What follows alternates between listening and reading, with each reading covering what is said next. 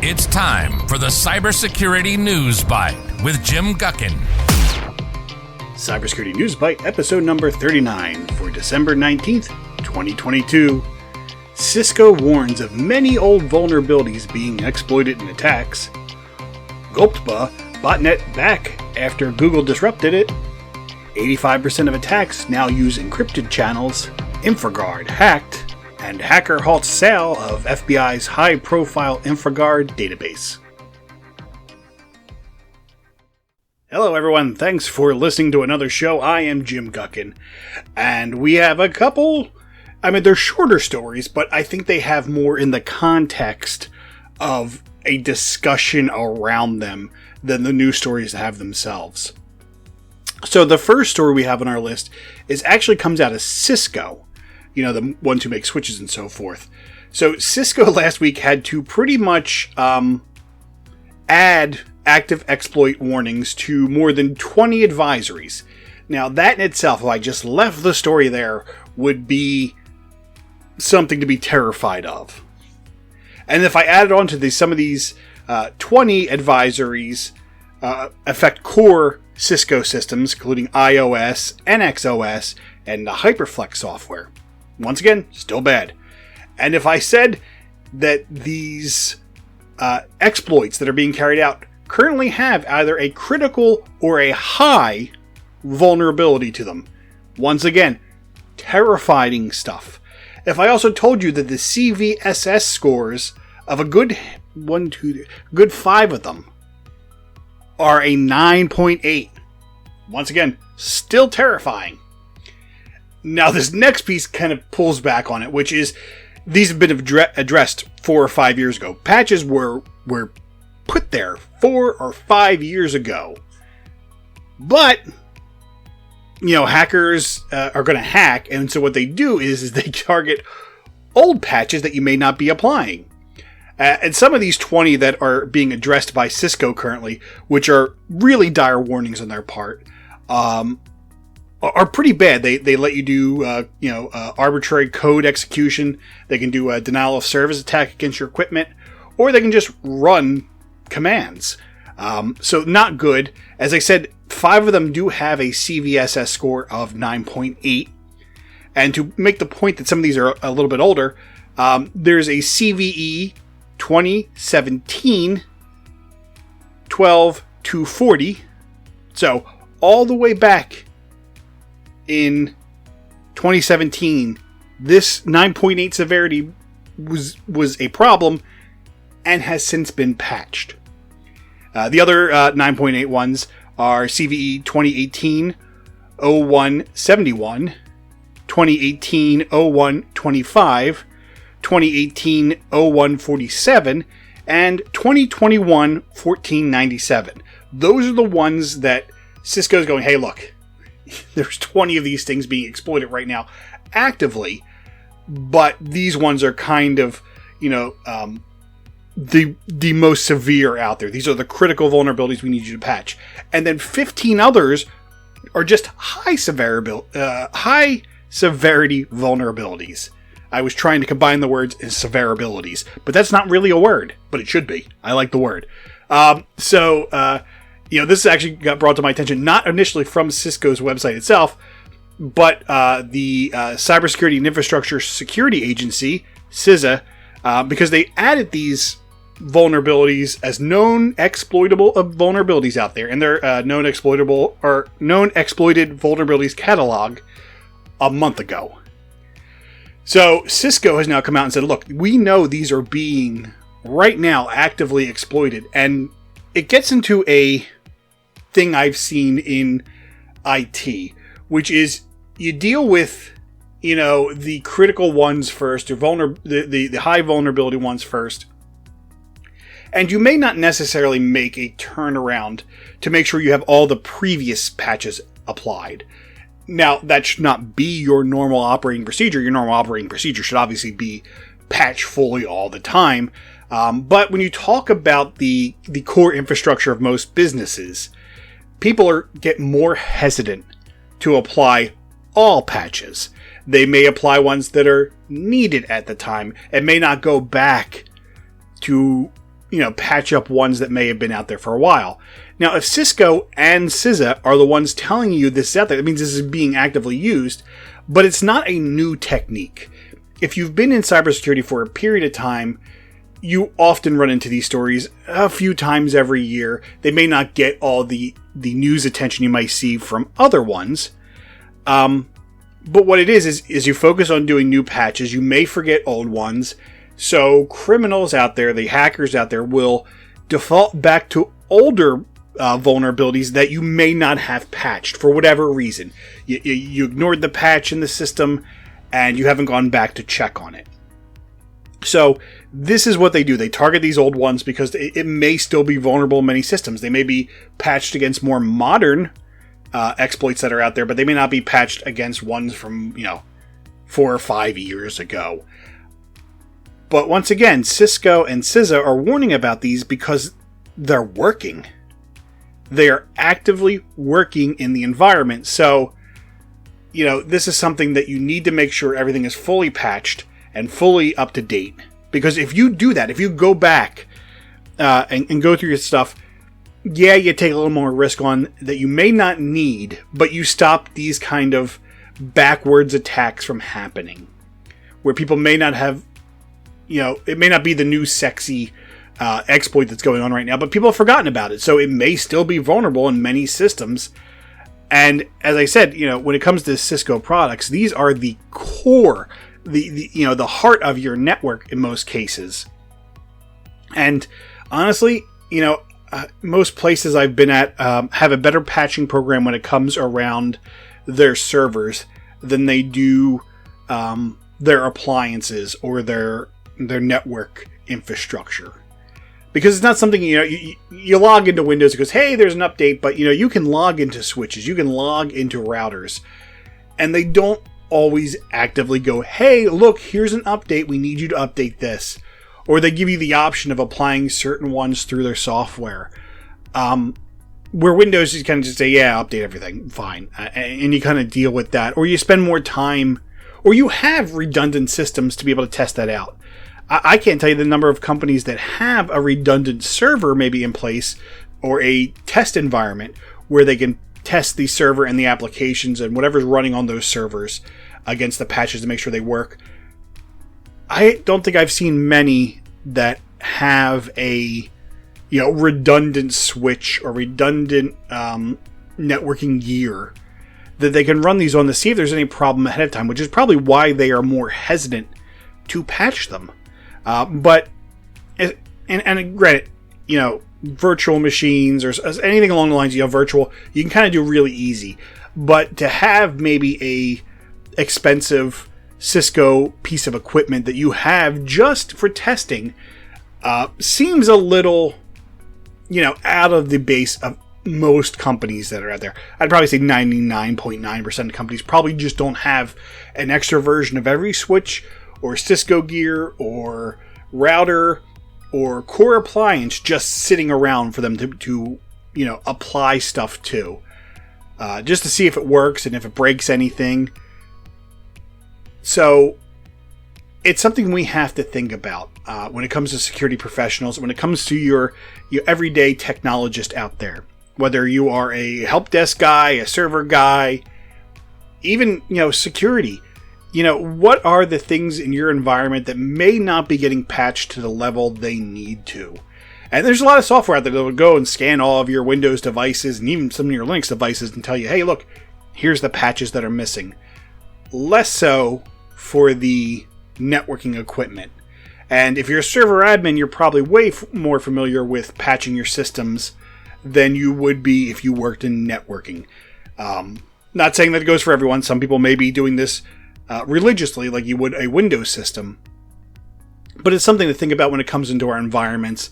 And then that always leads into the IoT discussion. These devices on your network that may never get patched. And IoT devices, whether they are lights or light switches or controls to some of your building access, these things may never get a patch. The manufacturer may put them out once and never think about them again.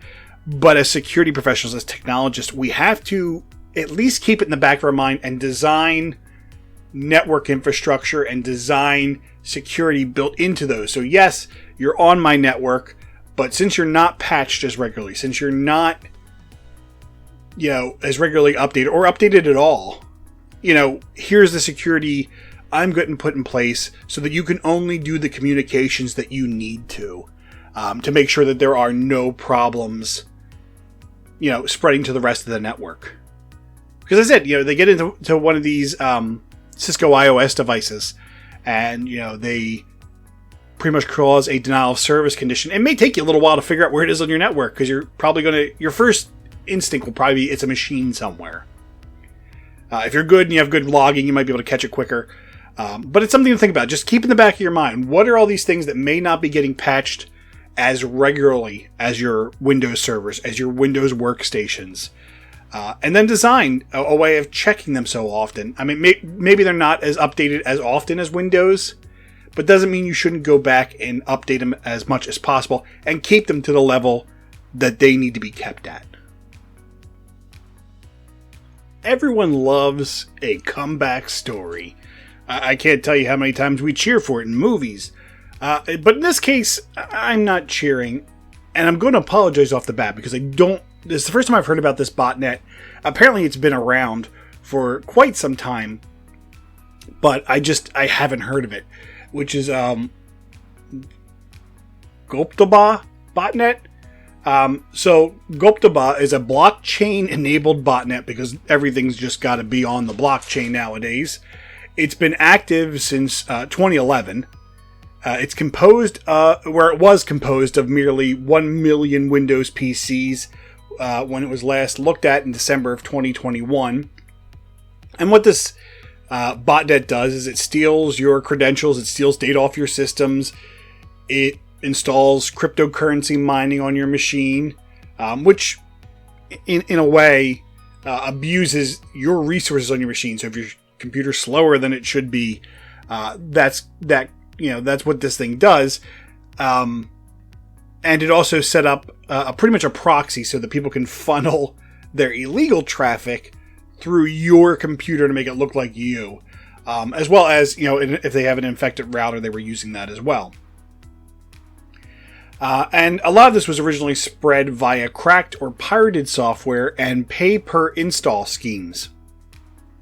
Which, at this point, I don't have to tell you, if you're going to a cracked or pirated site, you're going to get something. And this is not a lecture. I mean, when I was younger, I went to these things too, and I kind of, originally fell in with that kind of group who helped a lot of my interest in technology. But, I mean, everyone knew back in the day that if you were downloading something through like LimeWire or Kazaa or, any of these sites that depend on what you want to call it, either Juarez or Wares, those kind of sites, you more than likely were going to stumble either across a virus or some kind of malware. But people are still doing it now. So in December of 2021, right before this year started, Google had announced they took this entire infrastructure from this Glupteba botnet down. They took everything down. And they even sued the Russian nationals, Dmitry Staroknikov and Alexander Flipov, for creating and operating this botnet. So Google went out of its way to, in the normal story, you would just say, "Yay, Google, you have conquered this botnet." And we've all covered stories of a botnet or a malware gang, all taken down by some conglomerate of cybersecurity professionals. And every time I've covered the story, I've always kind of urged caution. Because you can take people out of the equation, but more than likely they have mixed in with other groups, and that knowledge is not lost. It is something that will continue. So, fast forward to very recently, and Nozomi Networks, their cybersecurity team, pretty much has seen a surge in the number of infections of this dead botnet.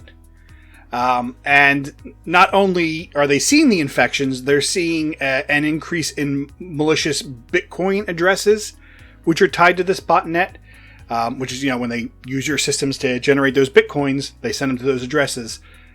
They've also stood up Tor, the Onion Router protocol, which, some people call the darknet. If you're not as familiar with that, if you're not a cybersecurity professional, it's kind of like the undercurrent of the internet, not something you can get to from, your regular internet that you browse every day.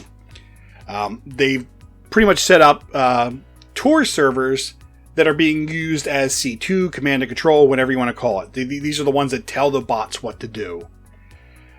They've seen at least 5 different merchants and exchanges were used by these Bitcoin addresses that they set up. And it keeps continuing. So last count, there's about 15 of these Bitcoin addresses that are being used out there. The Nozomi networks kind of did this cleverly. They didn't want to go out and just swing for this botnet, because then they'll get detected and the botnet will change their tactics or their servers.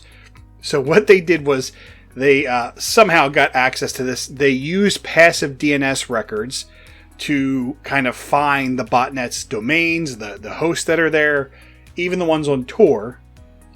And they even found some TLS certificates that the bot is using to kind of really put together the infrastructure. And if you follow the notes to this show, there's a link there, and the link will show you, like, they have it pretty much understood how the botnet is supposed to work. And this is what they're uncovering. But my main thought about this is what you have to worry for. You hear these stories of, oh yeah, we got the gang that was running it, we take them down, we have dismantled their infrastructure. And Google did this. Google won at the beginning of this year. And now at the end of this year, we're finding out, well, yeah, it's kind of broken. But it wasn't broken for long. They came back. They were able to win in the long run. They've come back. It's it pretty much it's a horror movie. Google shot our horror character here of the botnet. It stumbled and fell out a window. And here we are, we're getting ready for the sequel again. Like, well, we thought he was dead. We thought this botnet was dead. And we were wrong. And now it's going to make a whole lot more problems as it starts to come back into, resurgence in these networks. So, why we should always be happy when botnets or other, gangs are taken into, they're taken to the grave. But don't celebrate, because all it takes is someone somewhere to have an understanding of it. And they can bring back that software in a whole different form, using the same technology. So, just tamping down your excitement when you hear this stuff, because easily it can come back. In what should be news to no one who studies the adversary of network security, should this be a surprise to it all? But Zscaler put out this kind of report saying, hey, look, this is kind of the new trends we're seeing in this stuff. And if you're in the manufacturing, the education, or the healthcare, then I'm sure you've already seen these. These are the ones who are most commonly targeted, especially if you're in US, India, Japan. They're seeing a huge increase in the number of attacks that are being leveraged. Now, what shouldn't be the surprise here is that malware and these other kind of unwanted programs and ransomware, they're all using encrypted channels. And because, it's not as easy to defend against those. I can set a proxy up. I can set, blacklists and whitelists. You can do all that to try to block stuff. But to understand the traffic on your environment, if it's going out encrypted, it's supposed to be between me and the server are talking, and no one else can really intercept that traffic. That is what encryption, encrypted communications is for. Now, from a security mentality here, that is what becomes the problem. If I can't see the traffic, and bots and malware and ransomware and attackers are using these encrypted channels, I may be able to see the communication from, an endpoint in my environment to a malicious server. The problem is you have to rely upon that malicious server being known. All the tools you have there and all the databases you can look at and everything require that has been identified. And there is some time in which it will take for a malicious site to be identified. But you can't see what the traffic is. You just see the endpoint talking to this domain or this IP address, and that's it. So your defense of it's not easy. Now you can, try to set up some security software that will sit in the middle, break that encryption, run it through some kind of processing, re-encrypt it, and then send it back to the server. But that's not an easy... in theory it's easy, but in practice it's really hard, because if there's a certificate mismatch or things aren't configured properly, then you can break encryption for your end users, and they get that annoying, hey, your connection to this site is not encrypted, or the certificate that your computer is telling me it has does not match what I'm expecting, and throw all these kind of errors up. And some sites or applications may simply reject the ability to talk to that endpoint.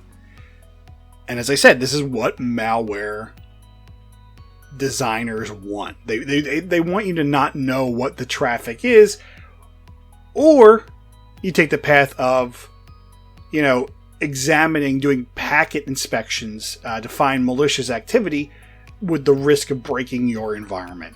Now, I'm not saying because there's a risk there you shouldn't do it, but it's harder to do when your environment's already midstream. If this was something you could design from the ground up, that would be great, but 99.99999% of networks who are going to run into this issue are already established, and you're going to have to kind of put it in mid-flow. You can do testing and all this other stuff, but it's something that, you need to be aware of. And now, according to Zscaler, 85% of these attacks are using these encrypted channels. Malicious payloads are up 90% this year in 2022. Ransomware is up 80% this year. Once again, all using these encrypted channels. But you have to think like your adversary. I've talked about that many times on this show. You can think in the defensive mindset, because that's what maybe your job is. Maybe you work in a SOC. Maybe you are a CISO whose job is just to defend your network. But if you really want to be on the edge of where security needs to be, and you could be, look, you can spend all the time on the dark web, you can work with hackers, you can run penetration tests, but in the end, what you really need is to in your mind, at least start the process of thinking like an adversary. I put this security measure in place. How are you going to defeat that? You put network traffic sniffers on the network. Almost every security team has these nowadays. So what do? You encrypt the traffic, make it harder for it to see. You block certain domains, or maybe you have one of those secure DNS services where it says, hey, if that domain is under 1 month old, I'm not going to let your traffic go there. But we've seen malware then go to 15-year-old domains, or they buy the domain and they sit on the domain, or they compromise legitimate domains and make a subdomain. These are where you have to be constantly thinking about, I move here, how do they get around it? Because they're not going to stop. So be a little, forward thinking in your defense of your network. Because it's not just, this traffic that's harder. We've talked many times on this show about malware itself that's using some great techniques to make it harder to find, or to trick. We talked about what is SOCOol. That one which makes your team doubt there was anything there because it installs itself, it takes it away, installs itself, takes it away. it's a constantly a game, and there are ways to hide it. We've talked about even, base systems like the HP ILO or hard drive firmware that has been used to hide malware that's persistent even through reinstalls. We talked about reputation-based technologies like, your DNS secure. But there are ways around these. Like, this is what you have to continue to do your best. And I'm not saying don't use any of these techniques. I think you should have a secure DNS. I think you should have a proxy, monitoring some of your traffic. But you got to go beyond that. Do you take the risk to, have a system in place that looks through even secure, encrypted packets out there to see if they can find the malicious code before anything happens? And that's where we kind of are right now. It's a never-ending push, and I wanted to mention this because it's going to continue. We're going to keep this fight going on. We throw up defenses, they find new ways around defenses. We patch systems, they look for 0 days. It's a never-ending push and tug, and I wouldn't have it any other way. But I plead with everyone, if you have the common sense, to just think through your own problem. I'm going to do this. What's the response to that?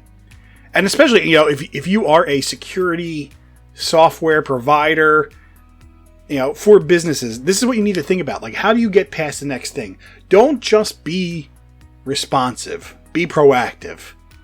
Because, yes, you may throw something in place and it's going to block X amount of users, but eventually they'll find a way around it and they'll make it easier.